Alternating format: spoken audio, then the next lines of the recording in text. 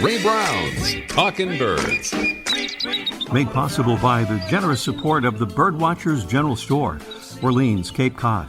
Birdwatchersgeneralstore.com. By Vortex Optics, with the VIP warranty, their unlimited lifetime promise to keep you and your optic covered. Learn more at vortexoptics.com. And Quest Nature Tours, offering expert-led small group tours for bird and nature lovers since 1970. Explore exceptional journeys around the world at questnaturetours.com. And Beautyo Books, an independent family-owned bookstore carrying one of the largest selections of birding books in the world. beautyobooks.com. Good morning. Welcome to our show number 895. As we've been doing, a reminder again about the suffering in Ukraine, and just another reminder about how to help if you'd like to do it one good way through the International Rescue Committee at rescue.org. We have a new avian audio postcard to listen to this morning. It's from Dawn Wilson, reporting from a national park out in the Centennial State, a.k.a. colorful Colorado. Hi, this is Dawn Wilson. I'm here in Rocky Mountain National Park in northern Colorado, watching a lot of the baby birds that are just getting ready to fledge. We've got some nests of house wrens, tree swallows. Oh, the mother just arrived at the tree swallow nest. I've also seen some robins and some northern flickers. I know in this area there are some turkeys that had some babies this year, as well as I just heard a red-tailed hawk, so I'm curious to see if they have a nest in the area too. So I hope everybody has a great day birding, and I'll talk to you soon. Thank you, Dawn. If we haven't done it yet, we'll get a picture of that tree swallow visiting the nest there that Dawn has taken. And by the way, Dawn is not only an intrepid birder, she is also an amazing nature photographer. In fact, she's past president of the North American Nature Photography Association and co-host of the Nature Photographer podcast. And if you want to see some really fantastic bird and nature photos, her website is definitely worth checking out. It's DawnWilsonPhotography.com, D-A-W-N, DawnWilsonPhotography.com. Well, we'll stick with Colorado for a little bit longer here by thanking our good friends Kevin and Roxanne Reardon from Louisville, Colorado, who sent us a note about a very rare bird sighting out their way. That is not Kevin doing some two-finger typing. We hear he's an excellent typist. That is the bird. It's a tiny, elusive marsh dweller that's considered to be one of the hardest of all birds to see. It's the yellow rail, and a sighting of it was just reported in Colorado for the first time in more than 100 years. According to the Colorado Sun, the bird, which was first spotted at the Monte Vista Wildlife Refuge on July 12th, has, I guess not surprisingly, not been photographed, although the Cornell Labs Rare Bird Alert System has logged a couple dozen recordings of the bird's call. There it is. Or maybe that is Kevin typing. Well, one of our favorite festivals, Tucson Audubon's Southeast Arizona Birding Festival, is taking place from August 10th through the 14th. Among the presenters and special invitees are superstar birder and author Rick Wright, birdmentor.com's Christy Dranginis, conservation biologist Jenny McFarland, and Birdability founder Virginia Rose. It's a great festival, and details on it can be found at TucsonAudubon.org. That's TucsonAudubon.org.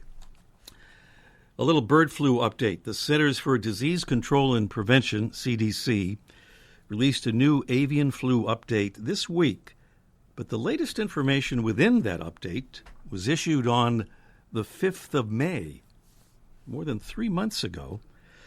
So it seems reasonable to conclude there isn't much new. Folks are still advised to stay clear of any bird carcasses found in the wild, while experts continue to say that it's still okay to feed backyard birds, which don't seem to have been affected by the current strain of avian flu.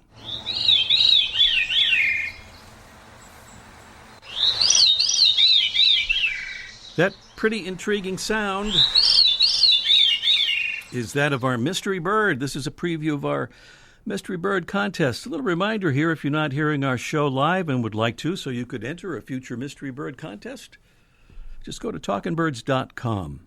Click on the listen button and see how easy it is to listen wherever you are on the actual planet.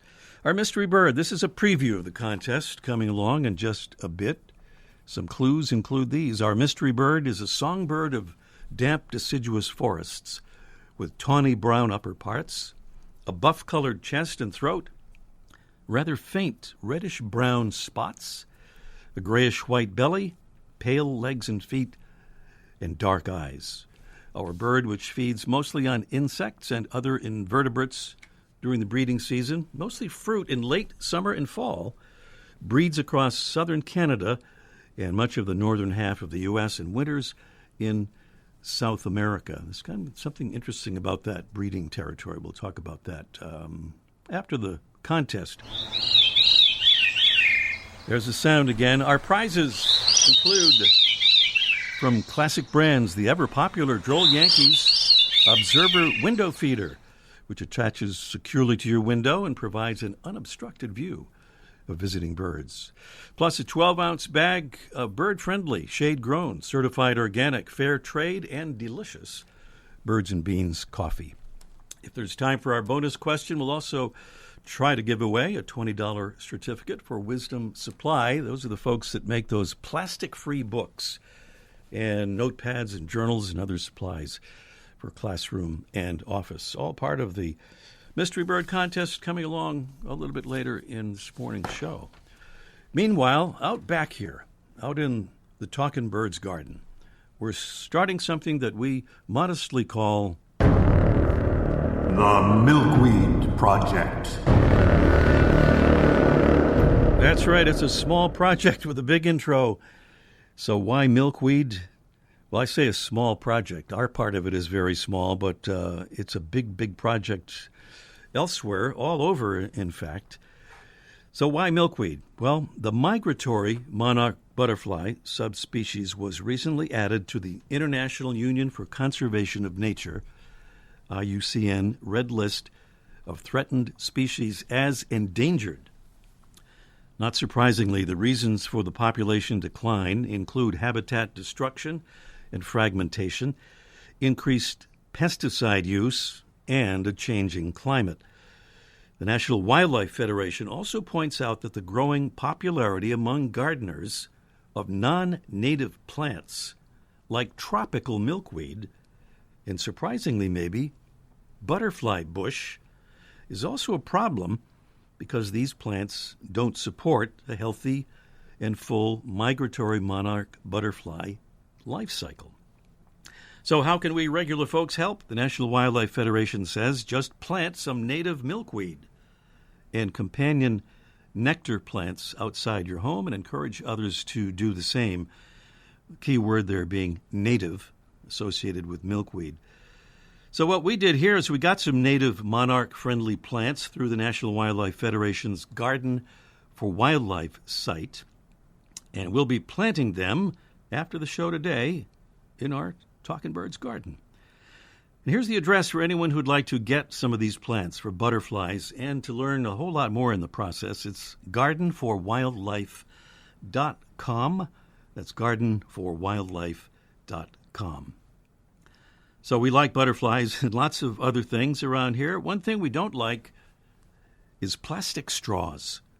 There's not much good to say about them, and a lot of bad things, like the simple fact that we generally use them one time for a few minutes and then throw them away, and the fact that they're not recyclable, so they end up in landfills and incinerators and in our parks and on our roadsides, and they make their way into our rivers and lakes and streams and oceans and pollute our environment, where they may persist for more than 200 years.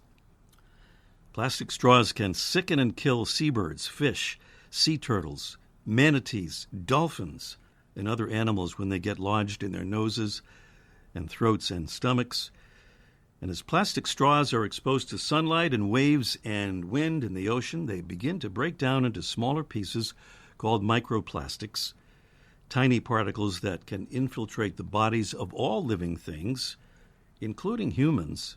In fact, they're doing that right now. And a new study suggests that there are already more bits of plastic in our oceans than there are stars in our galaxy. In other words, hundreds of billions of them. So we have some good news, though, about this, and that is that there are increasingly more good alternatives to plastic straws, including the old-fashioned paper ones. So it leads to our conservation interesting development of the week. An NBC News story describes how non-plastic straws are making inroads, with companies now making straws out of steel, glass, silicone, bamboo, hay, grass, seaweed, flour, pasta, and yes, straw. In fact, there's a company that focuses on using that material. Their website is strawbystraw.com. Meanwhile, other companies have popped up with straws made with plastics that are, at least allegedly, compostable and biodegradable. So will we see the end of the plastic straw soon? For the sake of birds, fish, turtles, manatees, dolphins, humans, and our planet? Let's hope so. Well, new installments of a couple of our favorite publications have been announced. One is the Birding Community e-Bulletin, a marvelous online publication created by our friends Wayne Peterson and Paul Basich. Just do a search for the name Birding Community e-Bulletin to find it. And if you subscribe, you can get the new August edition just out, and subscribing is free. The new edition offers a list of rare bird sightings around the country, a rare bird mystery, a review of a new book about vagrancy in birds, a report on the status of a very important place for birds, the Great Salt Lake, which sadly is being referred to these days as the Great Shrinking Lake. Many other important and fascinating stories there in the new edition of the Birding Community e-Bulletin. Also just released the online version of the latest Bird Observer magazine edition. It's based here in New England, but includes features of interest to you, or regardless of where you are, and easily found at birdobserver.org. That's birdobserver.org.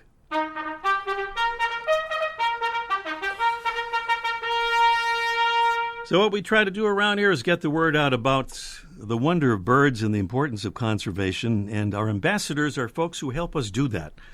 We send them cards, they hand them out, and we get the word out there. And thank you to Bianca B. from Boise, Idaho, who says she's kind of partial to our mystery bird contest. Thank you, Bianca. We hope you will call in and win sometime.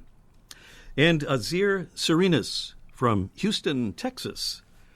Azir says, I love the show and listen to podcasts on Spotify every morning. Wow. I need to catch a live show.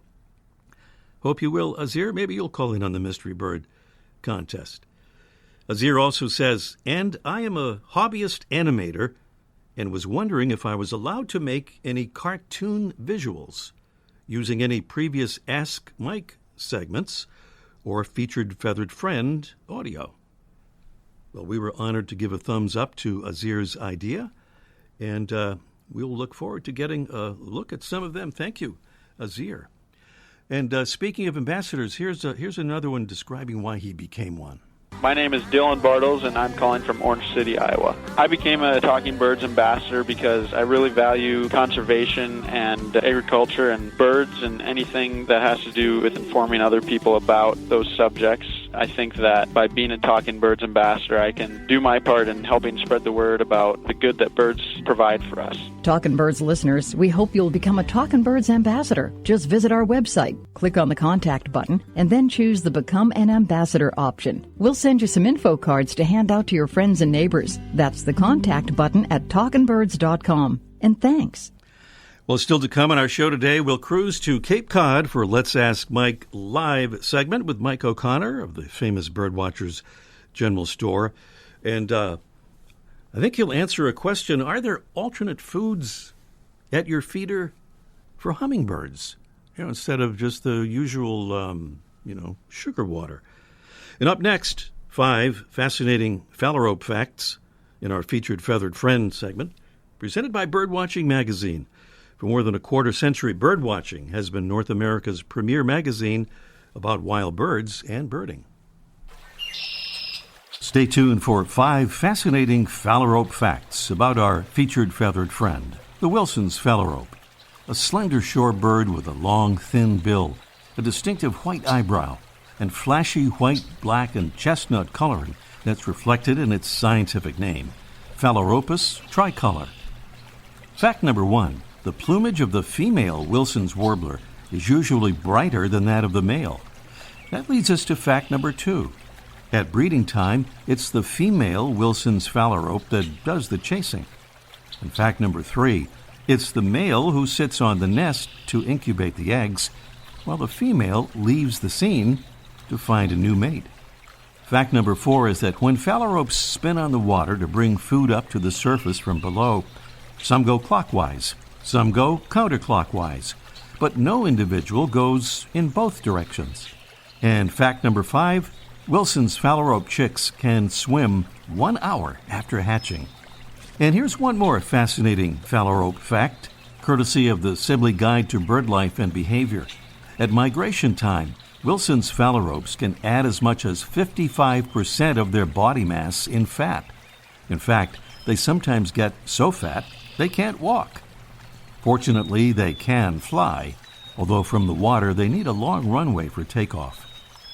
Of the 3 phalarope species in North America, the Wilson's is the one most likely to be seen from shore, on mudflats and on marshes and ponds. And here in late summer, migrating Wilson's phalaropes put on quite a show as huge flocks gather on salty lakes in the west. The Wilson's phalarope, Phalaropus tricolor. Today's Talkin' Birds featured feathered friend. Welcome again to our show, number 895. Our website is talkinbirds.com. There's no G in talking. No G in there. And we're about to move on to something else here next on our show. We're just trying to remember what that would be, and I think it would be Let's Ask Mike. That would be Mike O'Connor down there at the Birdwatchers General Store on Cape Cod. Topic is hummingbirds at your feeder. Let's Ask Mike live in just 1 minute. The flutter of a tail feather, the flash of a wing bar in mid-flight. You don't always have a lot of time to identify a bird in nature, let alone to appreciate its beauty. But with Vortex Optics, you'll have the power to bring every wild moment closer. When you choose Vortex, you're choosing to have a partner in the field as passionate about nature as you are. Whether you're spotting old friends on the backyard feeder or packing for a once-in-a-lifetime trip to add a few species to your life list, Vortex offers a full range of optics and optics accessories for every birder and every budget. And whether the birds are taking you to another state or another country, you're always covered by the Vortex VIP warranty, an unlimited lifetime promise to keep you and your optic covered. If you'd like to learn more, or if you need help choosing your next optic, give Vortex a call at 1-800-4VORTEX or visit vortexoptics.com. Did somebody say Let's Ask Mike was up next? That was not correct. Actually, it's our Mystery Bird Contest that is up next, and it's up right now, in fact. And there's that mystery bird. It's a songbird of damp, deciduous forests with tawny brown upper parts, a buff-colored chest and throat, rather faint reddish-brown spots, a grayish-white belly, pale legs and feet, and dark eyes. Our bird, which feeds mostly on insects and other invertebrates during breeding season, and mostly fruit in late summer and fall, breeds across southern Canada and much of the northern half of the U.S., and winters in South America. Some clues there in the sound of our mystery bird, and prizes include, from classic brands, the ever-popular Droll Yankees Observer window feeder, which attaches securely to your window and provides an unobstructed view of visiting birds. That's a wonderful feeder. And a 12-ounce bag of some wonderful coffee. It's bird-friendly, shade-grown, certified organic, fair trade, and delicious birds and beans coffee. Prizes and clues in the sound of our mystery bird, and the all-important number to call is 781-837-4900. We always urge you to call as soon as possible so we'll have time for our contest and maybe our bonus question. If we get to that quickly enough, we'll do the bonus question and try to give away another prize. 781-837-4900 is the number to call. 781-837-4900. And up next, for real this time, let's ask Mike live in just 1 minute. Beautyo Books carries one of the largest selections of birding books in the world. New, used, and rare books covering everything from backyard birding to general ornithology, from field guides to photography skills, biography, fiction, and humor. You'll find it all, along with the knowledgeable customer service you've been looking for, in one convenient place. BeautyOBooks.com. B-U-T-E-O. BeautyOBooks.com. Quest Nature Tours has offered exceptional tours for bird and nature lovers since 1970. This winter, join us in Trinidad and Tobago, a tropical birding hotspot, or go beyond the beaches in the DR. See amazing wildlife and explore habitats with travel companions who truly enjoy nature. Talkin' Birds listeners receive a $150 credit towards their first tour. Visit questnaturetours.com today. Birds and much more. Guaranteed. Mike O'Connor down there on beautiful Cape Cod in the famous Birdwatchers General Store. And I don't know, Mike, I have some notes here that don't seem to be quite right a few times this morning. Is this correct? It said you have brown pelicans nesting in your backyard. Is that, yeah. We sell the nest boxes, too, if you want to buy a couple. Good. Well, you did have green herons nesting in your backyard. Still got. I did have green herons. Yeah. It was cool. Now the pelicans being spotted, though, not in my backyard. Not in your yard. Yeah, that's right. But that's kind of a treat for this far north. So yeah, everybody's excited about that. Yeah. Anybody heading to Cape Cod? Truro, there on the lower Cape or the outer Cape, whichever you want to call it, is where that bird was spotted. But you want to talk about something much smaller this morning. That would be hummingbirds. And I guess hummingbird. Go ahead. No, I just talked over you. No, we talk over each other. It's only fair. So the idea that maybe there's an alternate thing to feed hummingbirds. I mean, of course, flowers, as you pointed out, is probably the best thing. But at your feeder, do we just use the sugar and water, or are there other things? Well, there's other things that people talk about, for sure. And here on the outer Cape, but other places, people don't like white sugar. That's always been bad. So they said, no, it's not good for people, so they assume it's not good for birds. So they want these alternatives. They're not happy offering birds white sugar, and they get all nervous about that. So they consider these alternatives. But it turns out the alternatives really aren't a better choice. There's that natural sugar, the organic sugar. It's kind of brown. My mother used to use it. My uncle used to call it sand because it was all crunchy and kind of a dull-looking thing. But it turns out that extra brown has molasses on it, which makes it a little sweeter, but it's not good for the birds. Molasses is high in iron content, and the iron's not good for hummingbirds. So even natural organic sugar, which sounds like it should be good, no, don't use that. That's not really good. The other thing is people like honey, delicious honey, which is a good food and it keeps forever. So that's a good thing to offer. They thought maybe would be good for birds. Turns out when you dilute the honey, when you make it weaker to put into your formula for a hummingbird mixture for your feeder, when it's diluted, it forms a fungus. And again, the fungus isn't good for birds. So take honey out. You can eat it when you have a sore throat, but don't put it for the birds because it ends up with a fungus. That's no good. Some people who don't have sugar in the house, they use the powdered sugar, like confectionery sugar, which is kind of fun. But that has cornstarch in it. Of course, that's not good for the birds. Don't use that. The other thing, maple syrup, which seems like would be a good idea. And it may be because birds in nature will go to a maple tree that's got a wound or a scar, and the maple syrup's dripping out, and they'll drink that. So that's probably okay, although we're not sure what the exact mixture should be. But more importantly is maple syrup costs like $40 a gallon, where white sugar is about 90 cents a pound. So maple syrup may be okay if you know what you're doing, but it's just too expensive. Go with the plain white sugar, the plain, boring 4-to-1 ratio. You take a cup of water, hot water. Some people will argue all day whether to boil it or not. I don't. Other people say don't. Other people say do. That's not an issue. The issue is just plain white sugar, a cup of hot water, a little white sugar, mix it in. It's always a 4-to-1 ratio. Load it up. Don't put any food coloring in it and change it often, and it'll be awesome. All right, so there are alternatives, but you don't necessarily want to actually use them. The alternative are no good. Stick with the boring one that everybody knows for years. And the other advice is to take honey out, because honey will appreciate it if you do that. That's right. All right, thanks, Mike, and we'll talk to you next week. Okay, sounds good. Yep. Back to the Mystery Bird Contest right after this. Every Wednesday, Birdwatching Magazine sends an e-newsletter full of information of interest to birdwatchers, including recent news stories about birds, conservation, and science, photography tips, stories about places to go birding, bird ID tips, and much more.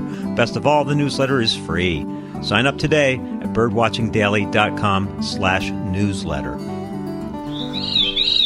There's that mystery bird. What an intriguing sounding bird. Many people think it's a little creepy sounding. Other people think it's really beautiful. In any case, it is our mystery bird, a songbird of damp deciduous forests with tawny brown upper parts, a buff-colored chest and throat, rather faint reddish-brown spots, a grayish-white belly, pale legs and feet, and dark eyes. What is that bird? At 781-837-4900. Dory is somewhere in New York. Good morning, Dory. Hi, good morning. Good morning. Is that city or upstate or whereabouts? So in Westchester County. Westchester County, New York. In Rybrook, yeah. All right, Rybrook. All right. What do you think, Dory, on that mystery bird that you just heard there? Is it a veery? Is it a veery? Why, yes, it is, matter of fact. Yes. Not a vireo for new listeners, not a vireo, but a veery.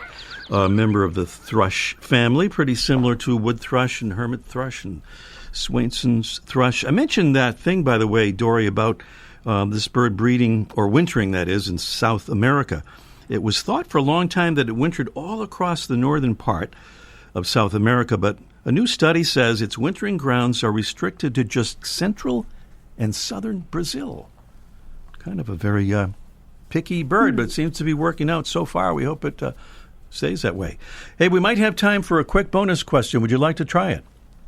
Sure. This is, you don't sound that sure. We'll do this quickly for a Wisdom Supply certificate. A respected scientific institute in Poland has just classified which of the following as an invasive alien species? A, the house sparrow. B, the house finch. C, the house cat. Or D, the house guest. Oh, my mother-in-law. Okay. What do you think? Which one of those? The house sparrow? It's actually not the house sparrow. It's the house cat.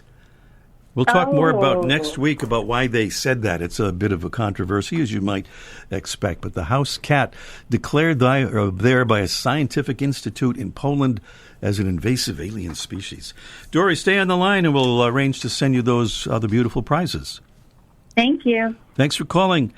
The Veery, our mystery bird. Next week, best-selling author and acclaimed cartoonist Rosemary Moscow will explain why we should appreciate pigeons. Talk about her new book, A Pocket Guide to Pigeon Watching, getting to know the world's most misunderstood bird. Thanks for being with us, and see you next week. Ray Brown's Talking Birds. Made possible by the generous support of the Birdwatchers General Store, Orleans, Cape Cod. Birdwatchersgeneralstore.com. By Vortex Optics with the VIP warranty, their unlimited lifetime promise to keep you and your optic covered. Learn more at vortexoptics.com. And Quest Nature Tours, offering expert-led small group tours for bird and nature lovers since 1970. Explore exceptional journeys around the world at questnaturetours.com. And Beautyo Books, an independent family-owned bookstore carrying one of the largest selections of birding books in the world. beautyobooks.com.